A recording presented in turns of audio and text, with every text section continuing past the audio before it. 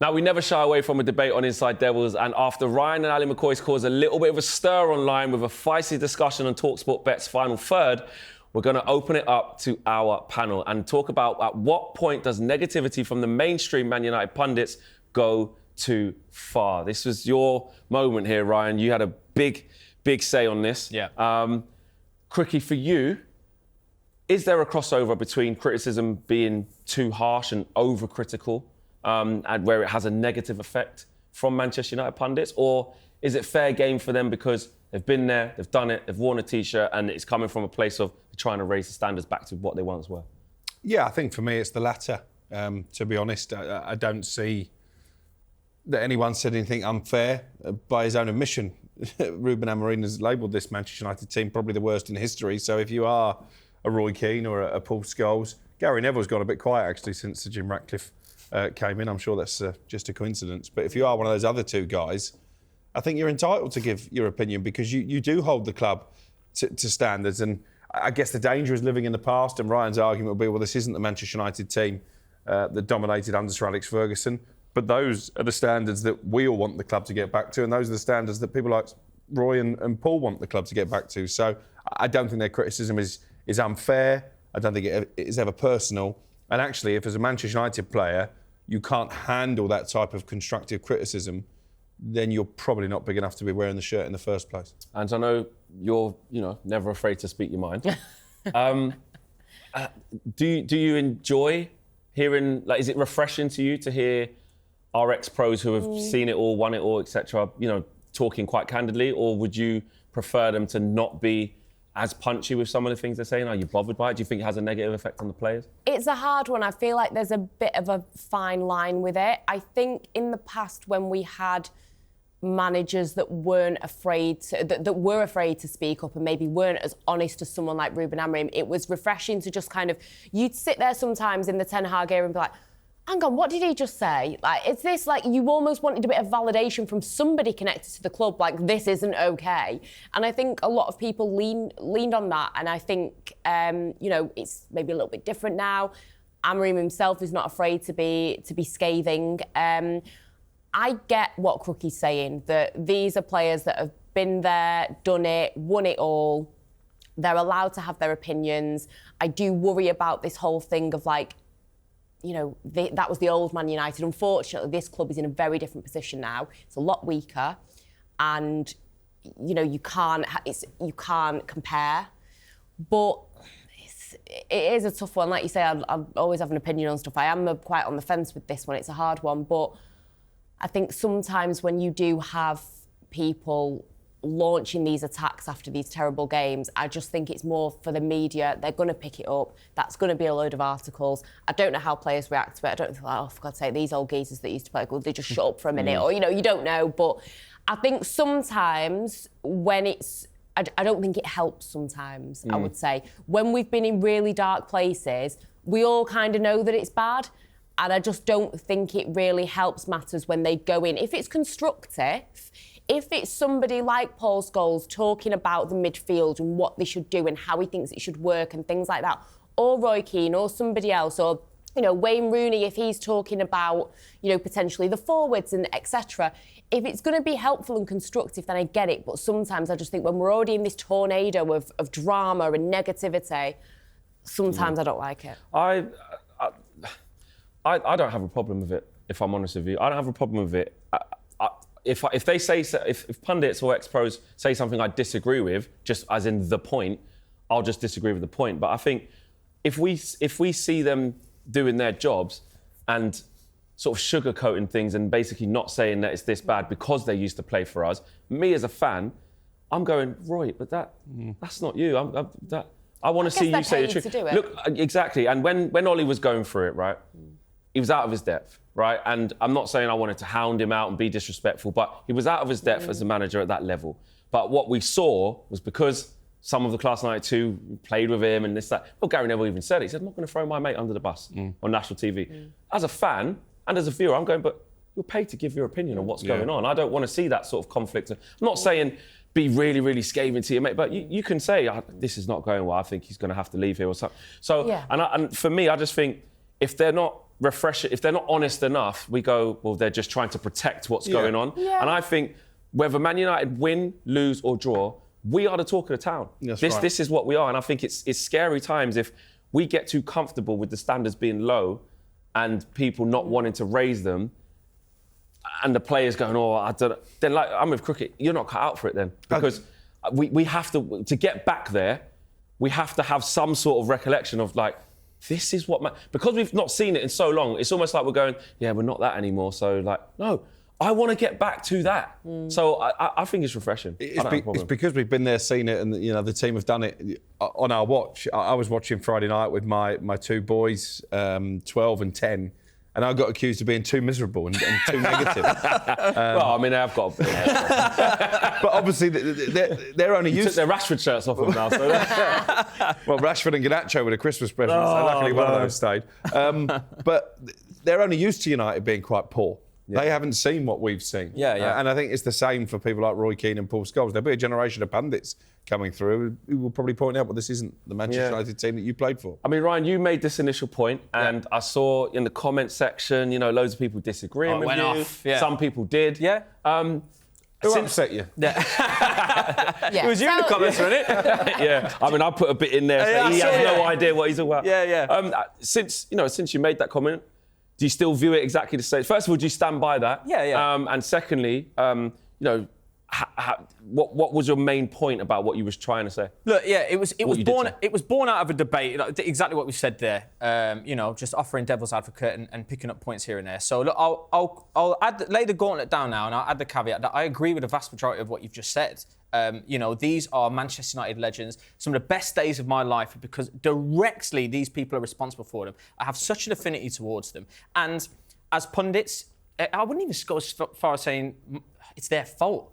Because Manchester United, like you said, the biggest club in the world. We've had some of the best players in the world. So, look, I will put that there. And they are allowed to openly critique and criticise. Of course they are. But we've got to this point now where we need to be careful. We need to be really careful we don't live too much in the past. Because Liverpool, for example, 30 years without a title. And me growing up, that was my go-to response to a Liverpool fan. You're living in the past. And now we're getting that because former Manchester United players are everywhere. And it's, as I say, it's okay, which is great to see. And I'll listen and I'll click on these videos as well. But we need to be careful because inadvertently, this is piling on the misery because it's every week. It's every single week I have to say. And it's borne out, Crookie said it's not personal for these guys. I think it is. I think it's extremely personal for your Roy Keanes, your Scholes and your Gary Nevilles because we're talking about the foundation they've built. In what way? Oh, personal because they've been through it. So what it means to them on a personal. Yeah, what do you mean personal as in to the individuals? Yeah, I meant it's not personal against the players. players. I see what you mean. But for them, not against the players, but for them, it's so personal to them because they are directly responsible for this foundation that we've built, the reason why we are Manchester United, all these league titles, all this success under Fergie, it's these players that are responsible. So, look, it's born out of passion. And again, I understand it. But it's every single week. It's berating. But is it not every single week? Because that's a reflection of our team. Every single week, we're seeing the basics not being... We're seeing players not run. We're seeing players not apply themselves. We're hearing managers coming out and saying, he's not training properly. And then it doesn't... I do get the old school thing does kick in. Because someone like Roy Keane, he says... That can't compute in my brain. Yeah. He literally said over like, I can't talk about this. What do you mean he's not training properly? This is my point. This is my point where that's a fair critique to make, but then it gets into a territory where there's a crossover, and this is where I was making my point, where I've been building it up for this. This is where there's a crossover where we're holding this new Manchester United that's in a transitional phase to the highest standards we'll probably ever see. I think that's good though. But the basics. That's the basic standards. We will never see a manager. Well, hopefully we will. But it's very unlikely we'll see a manager take the helm at Manchester United for 26 years, win 13 league titles, and win all these things. Now, the boss would have done this. We would have been had for this. Look, fine, that's okay. And it's okay to hear it every so often. Like I said, that's the point I've made. Look, and I caveat it again. Not every... You think every week single week, too much? We need to allow this new Manchester United to carve out its own success. And we won't... Look, again, this Manchester United DNA that I've referred to with Garnacho and players like that, for example, there has to be a point where we evolve past that. We're not going to be that old school Manchester United. We're not going to play the same way. But do they want us to be the old school Man United, or do they want us to just sometimes. have the standard? I think it's about stuff. basic standards. Yeah. I don't think Roy Keane and Paul Scholes sit there and say, well, you know, it's not like it was in our day. They're not as good as we were. But they do, though. But they're talking about basic standards, turning up for training on time, putting a shift in, Which, of course, tracking your man, that's fine. running, moving the ball forward. How many backwards passes were there at the weekend? I agree with that. And I agree with that. Look, it's like I said, sometimes it's necessary to critique, but it's unconsciously now, with Manchester United pundits there, we're living in the past. There's a crossover there. There is a crossover there. And we just need to be careful we don't do that too much, because I'll tell you something, it'll be 30 years gone and we still wouldn't have won a league title. I just think, me personally, I don't think that the pundits saying what they're saying has any correlation with why this team's this bad. Like, I think it piles onto the media narrative of misery. I think the media narrative exists because we're Man United. We're Man United. Hated a dog, never ignored. That's just a fact. Yeah. Well, look at this weekend. It's a TV game. Always the story. Tottenham against Manchester United is one of the big TV picks the weekend. Yeah. It's two bottom half teams. It's 13th against 14th. Friday night, United at home to Leicester. Yeah. Because it's Manchester United. Yeah. That isn't going to go away. So I'll go back to my point. If you can't handle that in that dressing room, go and play for someone else. Yeah, look, agreed. And like I say, I agree with that. I agree with they need to do the basics. I agree they get called out by the legends from time to time. But frequent berating in this. If Manchester United lose, what's going to be the most viral clip? What's it going to be? It's going to be Roy Keane talking about we should have done this, we should have done that. Scholes saying we should have done this. Gary Neville on his podcast saying back in my day we done this, we did this, the boss this, we wouldn't have. Look, do you feel like them saying things like, oh well, the boss would have done this, the boss would have done that? You just feel like it's not constructive because it's like, well, he's not going to walk in and do it. So what's the point of us talking about what used to happen? Because this is a different manager. Yeah, those references of like always going back to Sir Alex. I take that in terms of like Sir Alex, because that's one man who has the whole. He disguised how bad the Glazers were because he's so good. Yeah. Totally different era of football. Exactly. He's like, do you think nowadays Fergie could have got away with throwing water bottles and all that kind of stuff and losing his head and all that? Yeah, it's a different It would have been handled by the media completely differently. It would have been a completely different game. But that individual point of like, don't keep going, the boss this, that. And on the overlap, like I said, every week they have the sort of stories that are, it's really, I know it's for all clubs, but as United fans, when are on there, we can look back, oh wow, you hear the stories, Ollie goes on there. Great, I agree with that, that's fine. Don't keep referencing Sir Alex because there isn't going to be another that. I get that. But in terms of them being as scathing as they need to be, to talk about how basic standards are not being met on a week-by-week basis, because it's happening every week. So when we do go to Liverpool, I saw Roy Keane go, yeah, look, because they ran after him today. They got stuck into him. Like he said, they show a little bit of needle, as he says, So I don't mind that, because at the same time, when we do a bit all right, they also big us up for that. But most of the time, because we're so poor, and they're getting paid to give their analysis of what they've just witnessed, it comes out in, what was that? I just think there's a nice balance that can be struck. Yeah. You can, like I said, I agree with the bare necessities of the game. I agree that they should call that stuff out, but I just think there's a nice balance that can be struck where there's not too much of a crossover into the past. We can allow this new Manchester United. If you base... You can't have a future without having a past. I agree with that. But then also, if you hold the present hostage by the past standards, the future won't be able to flourish. Oof. We're getting very deep. I tell you what, that's... I don't know where that came from. Well, no, I blacked out for a second there.